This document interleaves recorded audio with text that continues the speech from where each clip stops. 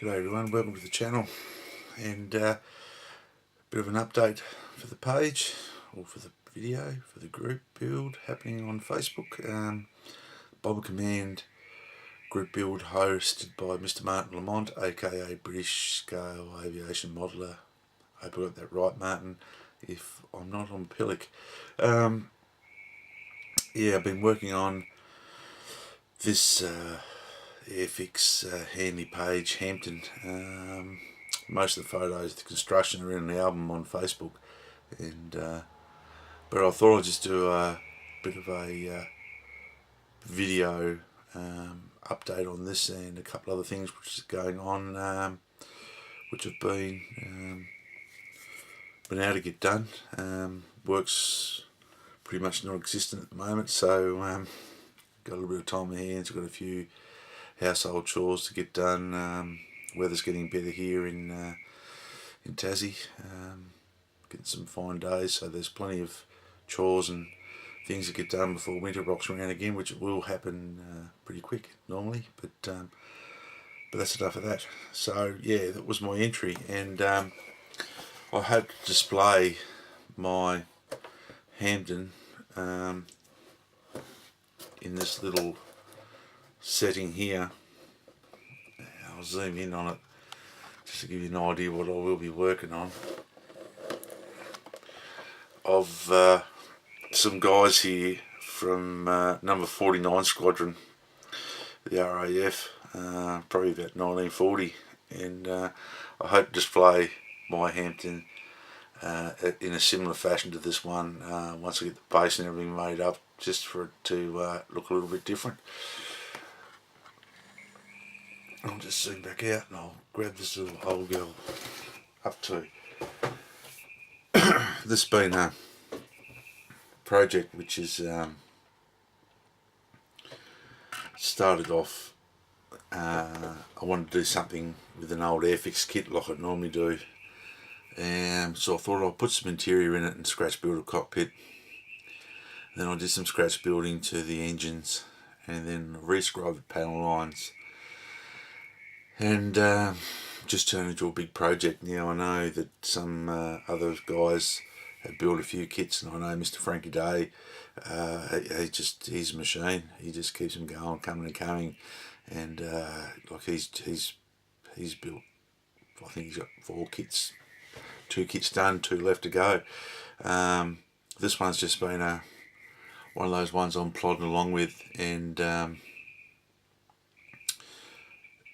I think all the effort in the end, I put landing lights in and cut them all in and everything, and posed all the or some of the control surfaces and a few things. So only a little bit left to go on it, and the final reveal should be before, or on the 31st is when the thing finishes. So the final reveal will be before the 31st. Yeah, it's been one of those builds that, yeah, it is an old kit.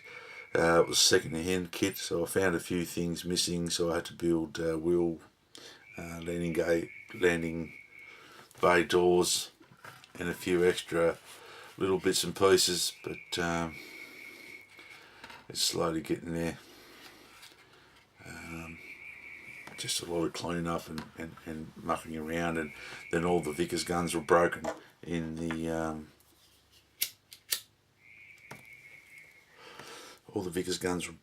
kit, so I had to build all new Vickers guns, and I did it by using these Q-tips, cotton buds, and stretching them like stretch sprue, and making thin, very thin tube, trying to salvage some of the parts out of the broken Vickers guns and glue them together, but I'll try to get some more photos of that.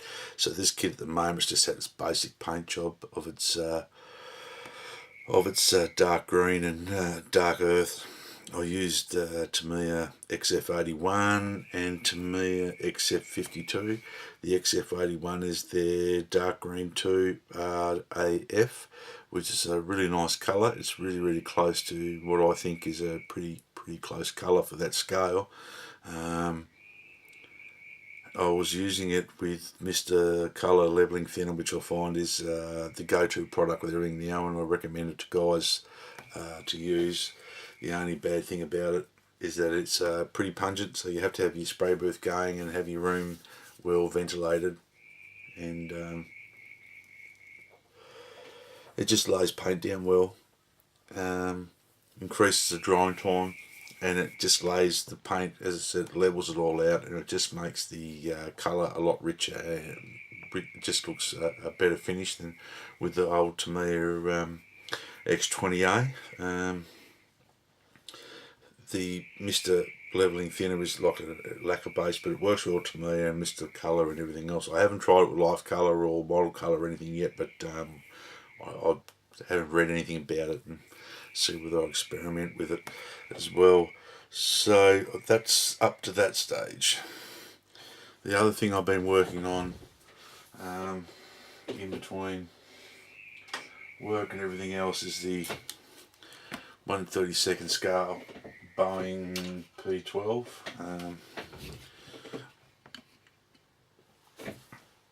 I've got it to that stage using the yellow orange by Mr. Hobby. It's been a really nice, something different. It's something a bit colourful in the cabinet. Goes together really well. It's not a lot of parts in the kit. I'm using Tamiya Olive Drab. I've just started putting that on. I had to paint the stars and stripes on the tail section here because that doesn't come as a decal or anything. You've got to actually paint it on, so that was masked up and sprayed. But yeah, I've just been working on that one. I found that the Olive Drab, that was also sprayed using Mr. Colour Leveling Thinner, and it just really lays down. I just can't talk about it enough. It's really good stuff. So I've been doing that as well in between things while I'm waiting to dry.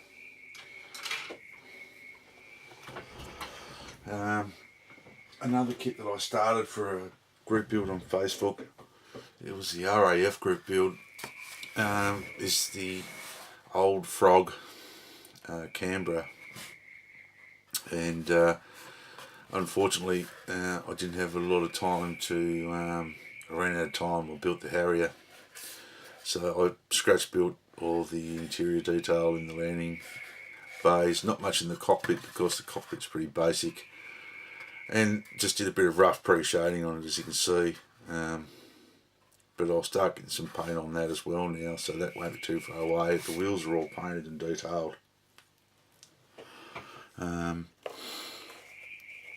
And everything else is sort of ready to go, so I'll get this one painted up in between waiting for the clear coat to dry on my Hampton, so I'll start masking this up as well. I've just tried a new product out for my masking. I've never used it before. It's the SMS masking putty, and I don't know why I haven't used it before. It's interesting. It works really well. It makes masking hard edge camos so easy. It's really good in that side of things. So that's what's going up. And I was speaking with the Rebels at Cloud9, having a bit of a chat the other day, and I said to him, and before I forget that, please go and check out the Rebels at Cloud9 and check out his Airfix B25 build. It's one of the best builds I've seen for a long time. It's really fantastic. I was never going to get that the new tooled Airfix B25. I didn't think much of it, but once you see this video and the way the aircraft is engineered, the kit is engineered and the fitted parts, do yourself a favour and go and buy one. But I was speaking with the Rebels at Cloud9 and been modelling for a little while now, and my whole entire time I've never built a B-17. So I managed to pick up a B-17F Memphis Belle 1/48 scale Revell one. I haven't started anything with it yet, but it's not as detailed as the There's no interior detail like the G model. Mine's got a little bit of a sink mark there and a crack. Look at that. So that's something that has to be repaired. But I've never built a B17, so I'm going to have a crack at building this one. This will be coming up soon, once I get on top of a few things. It's a nice kit, and it's going to be big. I don't know where I'm going to put it, but I'm finding building some 48 scale and 32nd scale stuff now, just because I'm finding it easy to work on. But yeah, raised panel lines on this kit, but I don't think it'll be a problem. I think it'll go together okay. There's another group build going on Facebook at the moment. We're starting, it's the Brit 48 scale group build. I will be having a crack at this. This has been in my stash for a long time. This is the back in the day, the collector's high grade series McDonnell Douglas British Phantom FG2 transatlantic Alcock and Brown.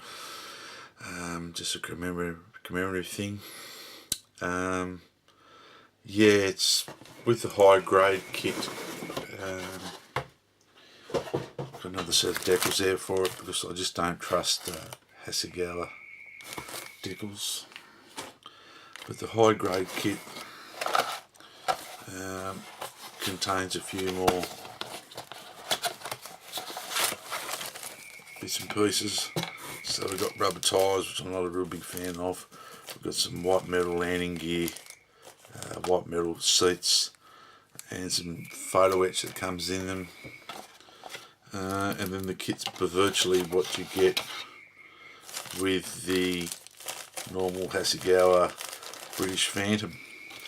Some nice figures in there. I don't know how I'm going to display it yet, but I'll be doing an official build log on that one. But yeah, it's not a bad kit, and once I do an unboxing on it, I'll get stuck into it. I've never built a Phantom, and I said this has been in the stash for years and years and years. A few people said to me, "Oh, don't build it, it's they're collectible," but you might as well build them while you got them, or build them while you're breathing. And the other one that if I do get a chance to, sorry about the glare here, is the another one, which is the basic British FG1 number 111 Squadron. And look at that glare, guys, sorry. Yeah, so, but I'm not promising anything on that one. So that's about what's been going on. I'll have the Hampton finished by the 31st, so a couple of weeks there'll be a video on that one. I'll get to finishing off the Mr. Kit P36H75 Hawk. I did build the little BF108 Torfin. I was that disappointed in it that yeah, I threw it out. And this one's about the same. Here goes my compressor. Sorry about that. Yeah, it should shut up in a minute. It always happens, I never switch the bloody thing off. But it'll keep going. It's not a bad little compressor actually. It's a little eBay compressor with a tank, and yeah, it's lasted me about 2 or 3 years now. It hasn't given me a drama. But this little kit is a piece of junk. All these Mr. Kits are junk. But I'll endeavour to finish this one off, whatever I can do with it. The decals are all junk in them. I have got some leftover decals or some bits and pieces there. I might be able to either build the French machine, or I might be able to build a Pearl Harbor Defender, just to see how I go with that. It's just I'm really struggling with this one as well, so yeah, I'll get it done. I'll get it done. The other thing I have been trying out is, I might have seen before, this Surface Primer by Vallejo. I'm having a good result with it. I have had it lift on a couple of kits, but we'll look at that one later as well. If anyone wants to do a test run, do a bit of spraying or something, I can do that for you. And the other one that I had for the Bomber Command Buddy build, which won't get done, is this old Airfix Lancaster. I started dipping off the canopies. The plastic in this kit, and Martin Lamont had trouble with his old Wellington. My Halifax instructions in there. You can sort of see that the clear parts are not so clear, and the plastic is this really funny plastic that I haven't seen Airfix like use. It's a black sort of brittly plastic, and I just don't know, it might have been something they used back in the day, but it's not very good. It's shiny, it doesn't like gluing too well, reacts funny with, to me, are extra thin, but I'll get on with this one. Be no rescribing of panel lines or anything. It'll just be a clean build just to get it done. As I want to start building a couple of more of the more new tool kit just to by the time you can get a good result out of an old kit with a bit of effort, as I've always said, but sometimes it pushes your buttons. I have got another set of decals with this that I bought from Hannets in the UK. They've arrived. Just got to work out where I put them. Is that 148 scale? No. I bought these for it. I actually got something was sitting where it's supposed to be. Unbelievable. Usually it doesn't happen for me. But the old Airfix decals are well and truly cooked. And so I'll be, I've got these, as I said, from the UK. They're a beautiful set of decals. They're from Sky Models, and I will be doing one of these ones.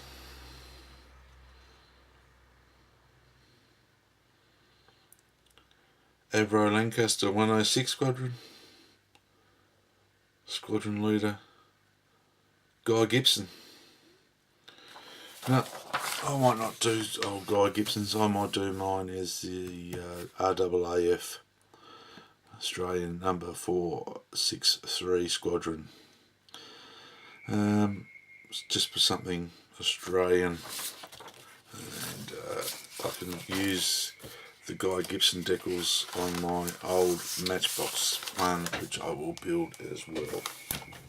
The other thing which I'll be doing is was asked about explaining how to make an aeroplane look like it's flying with a prop effect, and I'm going to be doing a little video on that.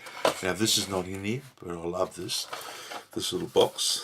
This is an original issue 1963, but what's in here is an original issue. So, if I can get it undone. What's in here is the original issue Messerschmitt Bf 109, and hopefully I can use that decal there. But the reason why I'm so excited about this and what I'm going to use it for, someone's glued the fuselage halves together and the wings together, but in here, and it's already got in the bottom of it the hole somewhere in the wings here. So I'm going to put it back on the stand like I did when I was a kid.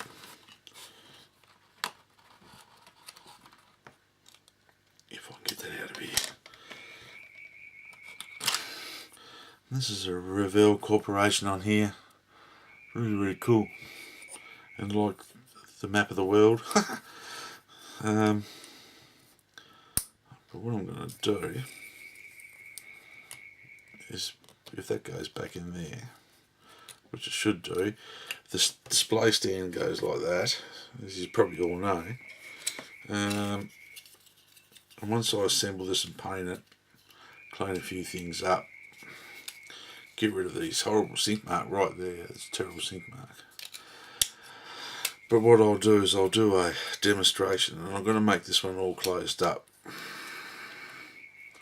and flying. And with the prop on the front here looking like it's turning. So that'll be a video not on the construction side of things, but on actually doing the